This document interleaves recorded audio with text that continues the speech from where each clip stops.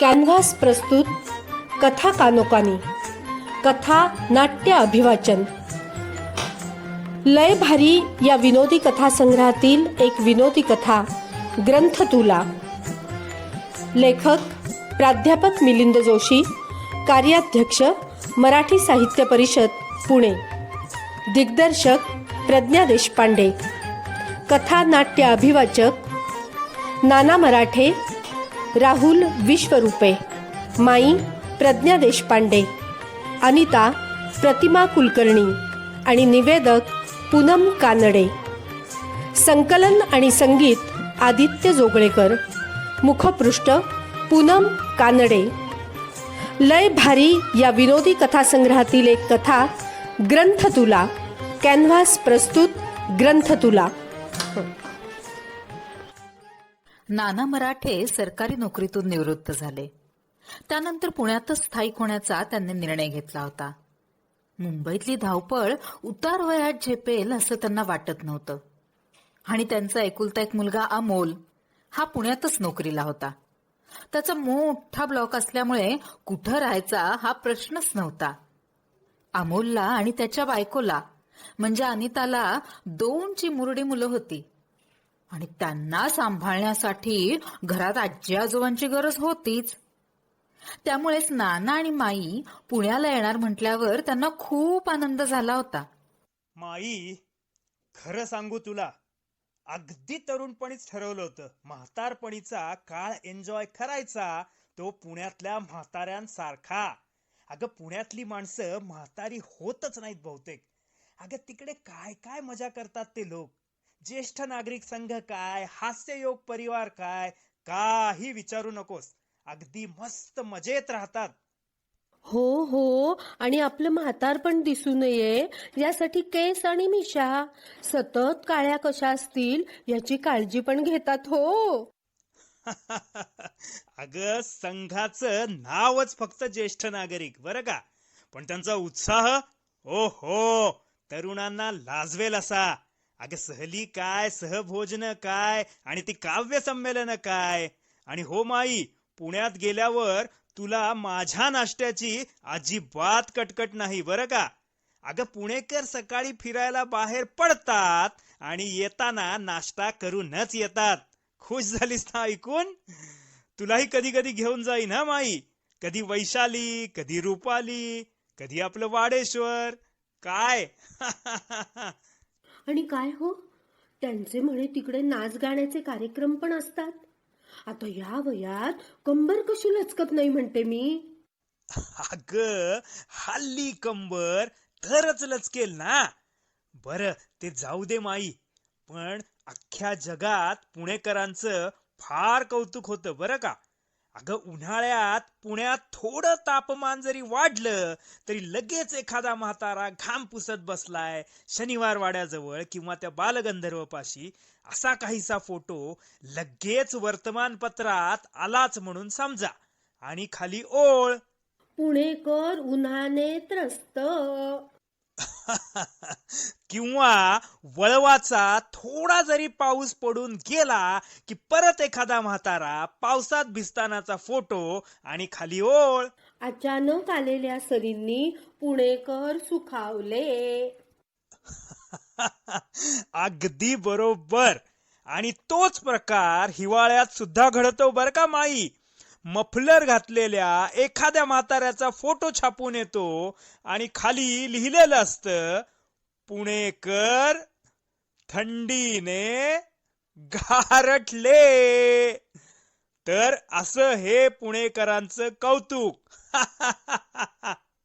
यथावकाश नाना आणि माई पुण्यात आले आणि अस्सल पुणेकरांसारखे वागायला सुद्धा लागले. नानांच्या शेजारीच मारुतराव ठोंबरे राहत होते. ते पोलीस खात्यातले निवृत्त अधिकारी होते. त्यांच्या पिळलेल्या बहारदार मिशा हा तर सोसायटीत सगळ्यांचाच कौतुकाचा विषय होता. त्यांची आणि नानांची अगदी पहिल्याच दिवशी गट्टी जमली होती. काय नाना साहेब, आमच्या समाधान हास्ययोग संघाचे मेंबर व्हा आता. चालेल, कधी घेऊन जाताय बोला. पण काय हो मारुतराव, नक्की करता काय तुम्ही तिथे? आरोग्य रक्षण आणि संवर्धनासाठी आम्ही सगळे वेगवेगळ्या पद्धतीने शास्त्रशुद्ध हसतो. तसे 82 प्रकार आहेत आमचे. काय सांगताय काय?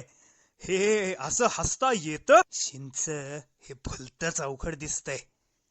घरी प्रॅक्टिस करावी लागेल बहुतेक. मारोतरावांनी नानांना हास्याचे वेगवेगळे प्रकार करून दाखवले. नाना मारोतरावांचा निरोप घेऊन घरी आले आणि माईंनी त्यांना विचारले, अहो काय झालं हो? नानासाहेब इतक्या वेळ होतात कुठे?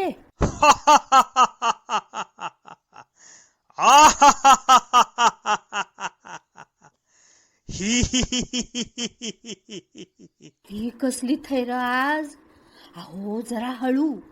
शेजारचे लोक काय म्हणतील आपल्याला? अहो आपण नवीन आहोत ना इथे. माई, अगं हास्ययोग आहे हा. आज 5 वाजता मारोतरावांबरोबर हास्य संघात जाणार आहे मी. नाना संध्याकाळी मारोतरावांबरोबर हास्ययोग संघात गेले. तेव्हा त्यांचं स्वागत सगळ्यांनी प्रवेश हास्य सादर करून केलं. अहो एका सदस्याने तर त्यांना सदस्य होण्यासाठी फी भरायला सांगितली. पण आपले नानाही काही कमी नाहीत.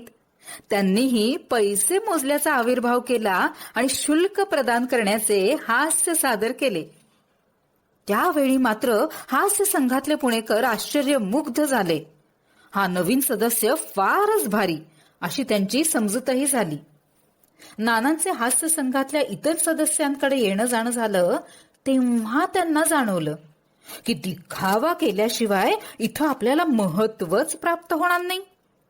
संघातल्या सदस्यांकडे आपल्या मालकीचे छोटेसे का होईना पण ग्रंथालय होते आणि त्याचा अभिमान, त्याचा जाज्वल्य अभिमान ते तोऱ्यात मिरवायचे. बरोबर, पुणेकर ते. अनेकांनी तर आपले कविता संग्रह पण प्रकाशित केले होते. म्हाताराना इतका, 6वे सुख, समाधानी वानप्रस्थ अशा शीर्षकांच्या पुस्तिका प्रकाशित केल्या होत्या. एवढंच नाही तर त्याच्या प्रती ते आपली स्वाक्षरी करून इतरांना भेट देत होते. छे छे छे, ते काही नाही. काहीतरी करायला पाहिजे. पुस्तकांच्या बाबतीत आपण फारच मागे आहोत बहुतेक. काय पुस्तक आहेत एकेकाकडे आणि मी, छे, माझा एकही कविता संग्रह प्रकाशित नाहीये. बाकी राहू दे, पण एक छोटी पुस्तिकाही माझ्या नावावर जमा नाहीये. काहीतरी करायला हवे. असं करतो, आप्पा बळवंत चौकात जातो आणि 10-1 हजारांची पुस्तकं आणून टाकतो घरी. एकदा का पुस्तकं घरी आली की मग समजेल या नाना मराठेचं महत्व. माईंना न सांगताच त्यांनी पुस्तकं सवलतीत खरेदी केली. पुस्तकांचे गठ्ठे घरी आल्यावरच सगळ्यांना समजलं. हे पाहून माईंनी तर कपाळाला हातच लावला आणि म्हणाल्या, सगळं आयुष्य महसूल खात्यात गेलं. तेव्हा सारखं म्हणत होते वाचा वाचा म्हणून, तर तेव्हा नाही ऐकलं. आता ह्या वयात हा सोस कशाला? वाचून होणार आहेत का एवढी पुस्तकं? उगीच कुणाशी तरी स्पर्धा करायला जायचं आणि स्वतःच्या पायावर धोंडा पाडून घ्यायचा. नाहीतर काय मेलं? अगं नाही जमलं इतके दिवस, आत्ता केलं म्हणून कुठं बिघडलं? तुझं म्हणजे ना प्रत्येक गोष्टीला नाट लावणंच असतं बघ. अहो तसं नाही. वाचायला कोण नाही म्हणतंय, पण वाचण्यासाठी एक एक पुस्तक आणा ना. एवढी 10,000 रुपये घालून एकदम पुस्तकांची खरेदी करायची, ती कशासाठी? पण छे, ऐकतील तर ते नाना कसले. त्यांनी माईंचं बोलणं फारसं मनावर घेतलंच नाही. घरातल्या छोट्या खोलीचा त्यांनी ताबाच घेतला. पुस्तकांसाठी रॅक, स्वतःसाठी टेबल खुर्ची असं फर्निचरही बनवून घेतलं. एखाद्या लेखकाच्या कवी किंवा कवीच्या खोलीचा माहोल असतो ना, अगदी तसा त्यांनी खोलीचा माहोल करून घेतला. गरज नसतानाही भारीचे 15-20 पेन खरेदी केले. अहो चक्क मोनालिसाचं महागडं पेंटिंग आणून भिंतीवर लावलं सुद्धा. हो, पण इतकं करूनही ते थांबले नाहीत बरं का. त्यांच्या खोलीत स्मृतिचिन्ह नाहीत याचीच त्यांना खंत वाटत होती. आणि म्हणूनच नानांनी शाळेत शिकत असताना मिळालेली प्रमाणपत्र घेतली. फोटोच्या दुकानात जाऊन भारी फ्रेम करून आणली आणि खोली भर लावली. हे पाहून घरात सगळ्यांचीच हसून हसून पुरेवाट झाली. अहो का म्हणून काय विचारताय?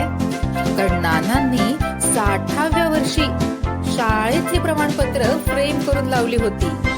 माई, हे माई, इकडे तर ये. आहात कुठे? हास्य संघात झालेल्या प्रेम कवितेच्या स्पर्धेत उत्तेजनार्थ बक्षीस मिळालंय मला. काय समजलीस? ऐक तर कविता.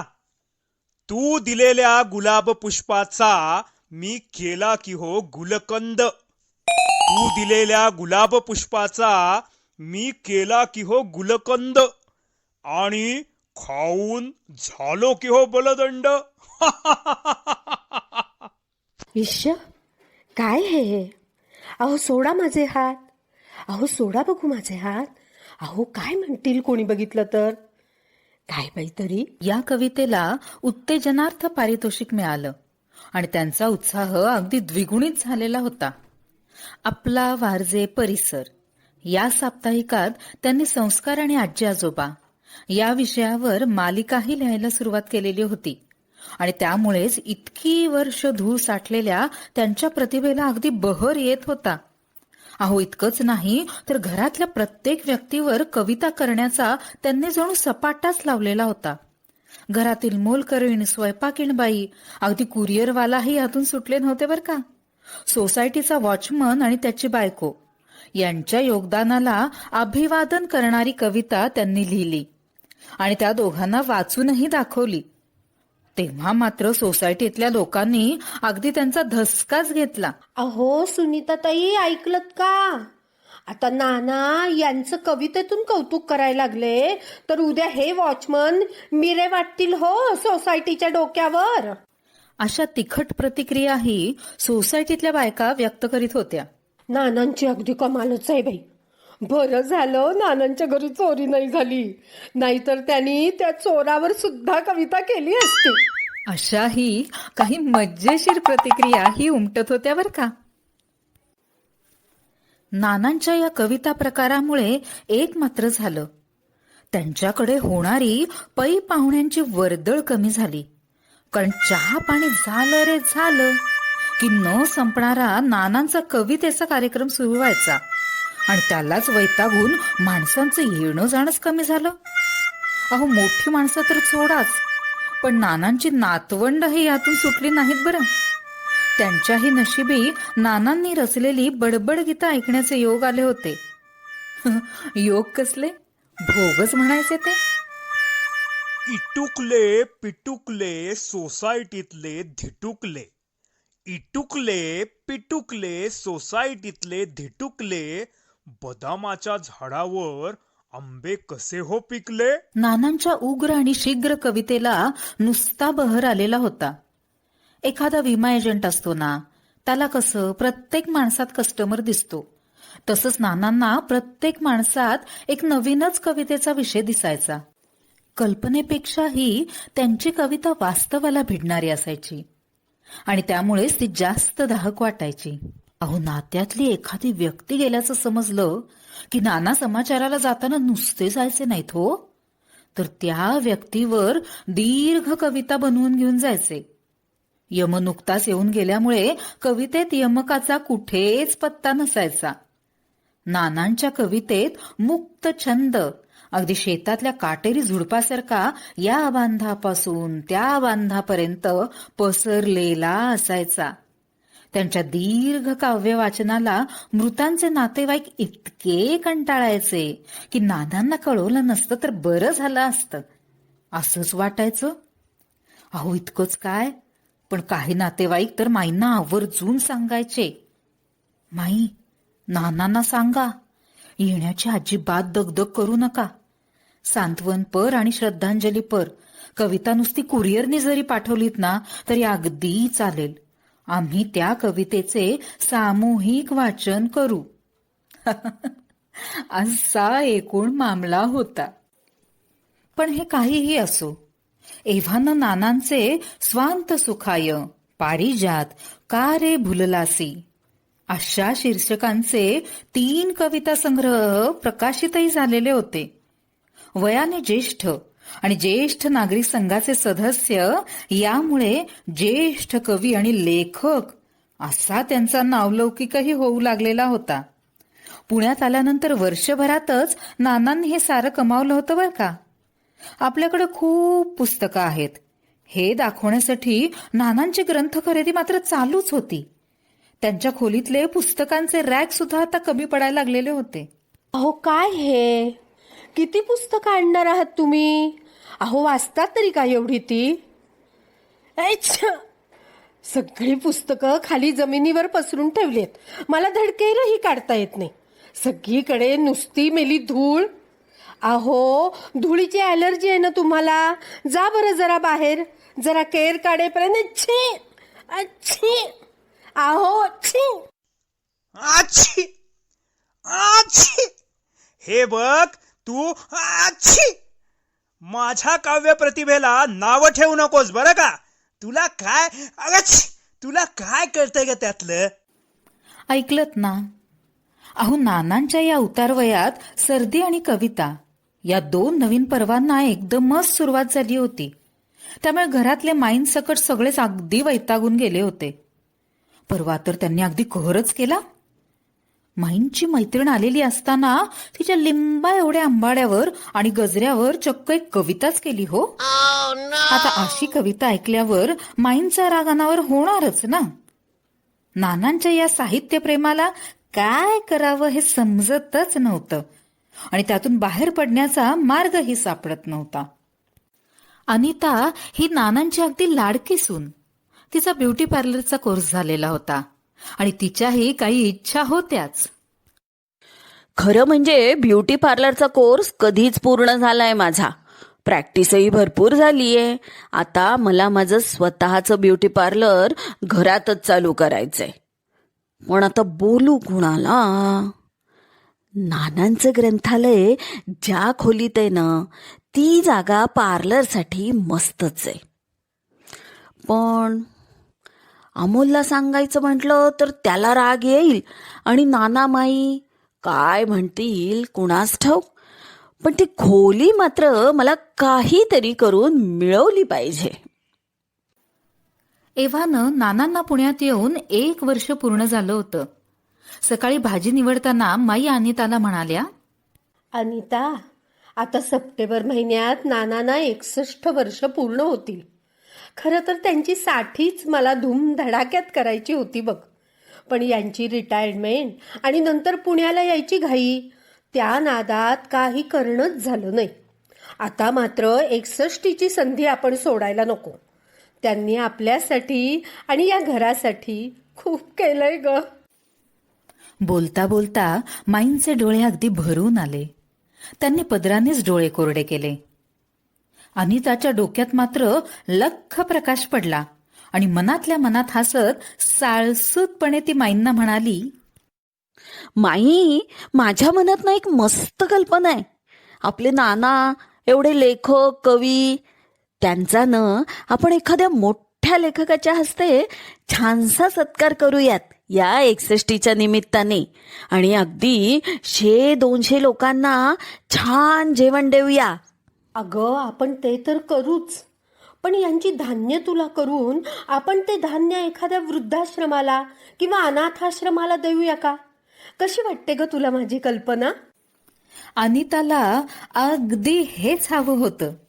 माई मुद्द्यावर येत आहेत हे लक्षात येताच ती म्हणाली, अहो माई, अन्न किंवा धान्यदान कोणीही करतं, ते तर आपण करूयातच. पण नानांसारख्या लेखक कवीने पुस्तकं दान केली तर त्याला वेगळं महत्त्व येईल. म्हणजे काय म्हणायचंय अनिता तुला? माई, अगदी सोपं आहे. आपण नानांची ग्रंथ तुला करायची. त्यांच्या वजना एवढे ग्रंथ पुण्यातल्या 1-2 ग्रंथालयात भेट म्हणून द्यायचे. ते करता येईल ग, पण यांचं वजन काही कमी नाही आणि ग्रंथ तुलेसाठी त्यांच्या वजना एवढे ग्रंथ खरेदी करायचे म्हणजे पुन्हा खर्च आलाच ग. आणि आता खरं सांगू का, तुम्हा मुलांना खर्चात टाकू नये असं आपलं मला वाटतं. पण हे बघ, आता काय करायचं ते तूच ठरव. तुलाच तर आता सगळं पुढं होऊन करायचंय. त्याची तुम्ही काही काळजी करू नका माई, ते सगळं मी पाहते. अनिताने माईंना दिलासा दिला. तेवढ्यात आंघोळ करून आलेले नाना देवासमोर बसले आणि त्यांनी व्यंकटेश स्तोत्र म्हणायला सुरुवात केली. अन्नासाठी दाही दिशा, आम्हा फिरविशी जगदीशा. स्तोत्र म्हणत असताना त्यांचा आवाज अगदी टिपेला पोचलेला होता. ते संपताच कपभर दूध घेण्याची त्यांची सवय होती. अनिताने त्यांच्या हातात दुधाचा ग्लास दिला आणि अंदाज घेत म्हणाली, नाना, आम्ही तुमची 61 मोठ्या धूमधडाक्यात साजरी करायची असं ठरवलंय. एका मोठ्या लेखकाच्या हस्ते आम्ही तुमचा सत्कार करणार आहोत. पुणेरी पगडी उपरणं देऊन तुमची ग्रंथ तुला करणार आहोत. अगदी 100-200 लोकांना छान जेवण देणार आहोत. हे ऐकून नानांची कळी अगदी खुलली. त्यांना हरभऱ्याच्या झाडावर चढवण्याच्या उद्देशाने अनिता म्हणाली, नाना, तुम्हाला माझा तो चुलत भाऊ निलेश माहितीये ना? तो जनसंपर्क आणि प्रसिद्धी अधिकारी आहे बघा. तर आपल्या या संपूर्ण कार्यक्रमाच्या प्रसिद्धीची जबाबदारी मी त्याला दिली आहे. मग बघा, सगळ्या वृत्तपत्रात तुमचे पुणेरी पगडी आणि उपरणं घातलेले सत्काराचे कसे छान फोटो छापून येतात की नाही ते.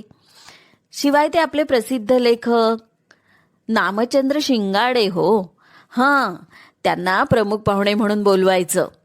ते निलेशच्या चांगल्या परिचयाचे आहेत आणि ते नक्की येणार बघा या कार्यक्रमाला. ते आले की प्रसिद्धीची चिंता करण्याचं काही कारणच नाही. अनिता बोलत असताना नाना एका वेगळ्याच जगात गेले. एका सुंदर हॉलमध्ये त्यांचा सत्कार सोहळा रंगलेला होता. टाळ्यांचा नुसता कडकडाट होत होता. लोक उभं राहून अभिवादन करीत होते.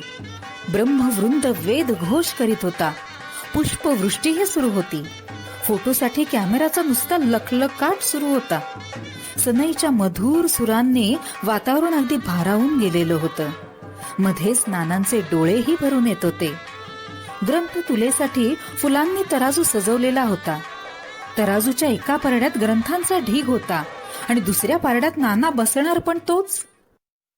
नाना, अहो नाना, मान्य आहे ना तुम्हाला आमची ही कल्पना? अनिताच्या बोलण्यानं ते भानावर आले आणि मान भावीपणाचा आव आणत म्हणाले, हा, अख, ते सगळं ठीक आहे ग, पण एवढ्या सगळ्याची खरंच गरज आहे का? असं काय हो नाना, तुम्हाला नसेल पण आम्हाला आहे. तुम्ही आमच्यासाठी खूप केलंय, आता आम्हाला तुमच्यासाठी करण्याची संधी द्या. देतो बाई, देतो. चल, तुला संधी दिली, पण माईची परवानगी घेतली आहेस की नाही? तुला माहितीये ना, तिच्या परवानगी शिवाय आमच्या संसारात पान सुद्धा हलत नाही बरं का. तेव्हा तिला विचार.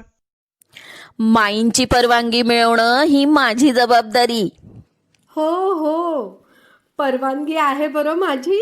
अगं, ग्रंथ तुलेसाठी ग्रंथ आणायचे म्हणजे मोठं खर्चिक काम हो. आणि त्यात माझं वजन काही कमी आहे का? छे छे, बाकी खर्चापेक्षा ग्रंथांचाच खर्च केवढा होईल तो, त्याचं काय करणार? परिस्थिती पूर्णपणे आपल्या नियंत्रणात आहे ह्याची खात्री करून घेत अनिता म्हणाली, नाना, कदाचित मी जे सांगेन ते तुम्हाला आवडणार नाही, पण माझं म्हणणं पटतंय का ते तरी बघा. बर, बोल, तू बोल. नाना, मला पुस्तकं विकत घेऊन तुमची ग्रंथ तुला करायची ही कल्पना अजिबात मान्य नाही.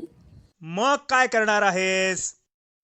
अहो, आपण पुण्यातल्या ग्रंथालयाला ग्रंथतुलेतले ग्रंथ भेट म्हणून देणार आहोत. हजारो वाचकांपर्यंत ते ग्रंथ जाणार आहेत. तुमचा स्पर्श झालेले ग्रंथ वाचकांच्या हातात गेले तर त्यांना किती धन्य वाटेल माहितीये का? मला नाही समजलं, तुला नक्की काय म्हणायचंय ते. नाना, अगदी सोपं आहे. तुमच्या ग्रंथसंग्रहालयातले ग्रंथ आपण ग्रंथतुलेच्या वेळी वापरायचे आणि तेच भेट म्हणून ग्रंथालयांना द्यायचे. अगं कसं शक्य आहे ते? म्हणजे माझीच लायब्ररी रिकामी करून तुम्ही माझीच ग्रंथ तुला करणार? वा, नाही हा, मला हे अजिबात मान्य नाही. अहो नाना, मी काय म्हणते ऐकून तरी घ्या. मी काय पुस्तकं विकत आणून ती ग्रंथतुलेसाठी वापरेन, त्यात काहीही अवघड नाही, पैशाचाही काही प्रश्न नाही. पण उद्या लोक काय म्हणतील? नानांनी आणि त्यांच्या कुटुंबियांनी ग्रंथ विकत आणून ग्रंथतुला केली. दान असं कधीही करायचं नसतं. ज्या वस्तू प्राणप्रिय असतात त्याचं दान केलं तरच ते सत्पात्री होतं, त्याचं मोल वाढतं. वर्तमानपत्रात फोटोसह बातमी छापून येण्यासाठी त्या कार्यक्रमाला असा सामाजिक आशय असावा लागतो, तरच अशा उपक्रमांचं कौतुक होतं. तुम्ही 1 वर्षापूर्वी तर पुस्तकं खरेदी केली आहेत, नवी कोरीच आहेत ती. त्या पुस्तकावर सप्रेम भेट लिहून तुमची मस्त सही करा. बघा तुमचं नाव हजारो वाचकांपर्यंत जातंय की नाही ते. या कार्यक्रमाची सर्व वृत्तपत्रात फोटोसह बातमी आणण्याची जबाबदारी माझी. फोटो आणि बातमी हा नानांचा अगदी वीक पॉइंट. ज्येष्ठ नागरिक संघातल्या कार्यक्रमाच्या 4 ओळीच्या बातम्या छापून आणताना किती दमछाक होते, किती मिनतवारे आणि फोन करावे लागतात याचा अनुभव त्यांनी घेतलेला होता. अनिता तिच्या भावाच्या मदतीने या ग्रंथतुलेची सर्व वृत्तपत्रात फोटोसकट बातमी आणणार होती. त्यानंतर फोटो आणि बातमी पाहिल्याचे शेकडो फोन येणार होते. अभिनंदनाचा नुसता वर्षाव होणार होता. ज्येष्ठ नागरिक संघात इम्प्रेशन वाढणार होतं आणि नानांना ही संधी दौडवायचीच नव्हती. त्यासाठी आणि मित्रांना खुन्नस देण्यासाठी त्यांनी घरात उभारलेल्या ग्रंथालयातले ग्रंथ दान करण्याची तयारी दाखवली.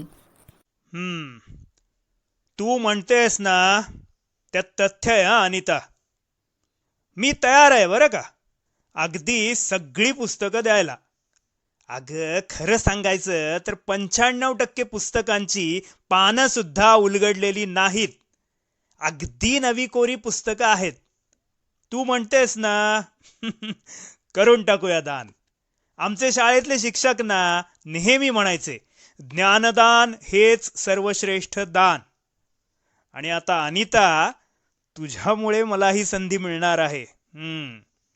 आता प्रत्येक पुस्तकावर नाना मराठेकडून सप्रेम भेट असं लिहून खाली माझी झकास सही करतो. आणि माझे काव्यसंग्रह स्वांत सुखाय, पारिजात आणि तो कारे भुललासी हेही त्यात टाकून द्या. अगं अलीकडं फुकट पुस्तकं दिली तरी किंमत नसते लोकांना. त्यापेक्षा ग्रंथालयात दिली तर वाचक निदान आवर्जून वाचतील तरी. आणि शिवाय माझं नावही कुठं कुठं सर्व दूर जाईल ते आलंच. नानांची विकेट आता पडली हे लक्षात येताच अनिता म्हणाली, पुढच्या महिन्यातच एखादा हॉल बघून कार्यक्रम करावा लागेल. आता ना नाना, तुम्ही तयारीला लागा. मी काय म्हणते, निमंत्रण पत्रिकेचा नमुना तुम्ही तुमच्या साहित्यिक भाषेत तयार करा. कुणाकुणाला बोलवायचं म्हणजे तुमचे मित्रमंडळी, नातेवाईक, त्यांची यादी तयार करा. आणि काय, जेवणाचा मेनूही ठरवा. मुख्य म्हणजे उद्यापासून पुस्तकांवर सह्या करायला सुरुवात करा, कारण हे तसं वेळखाऊ काम आहे बरं. नानांच्या डोळ्यासमोर कामांची नुसती यादी दिसायला लागली. दुधाचा ग्लास टिपॉयवर ठेवून त्यांनी काढता पाय घेतला.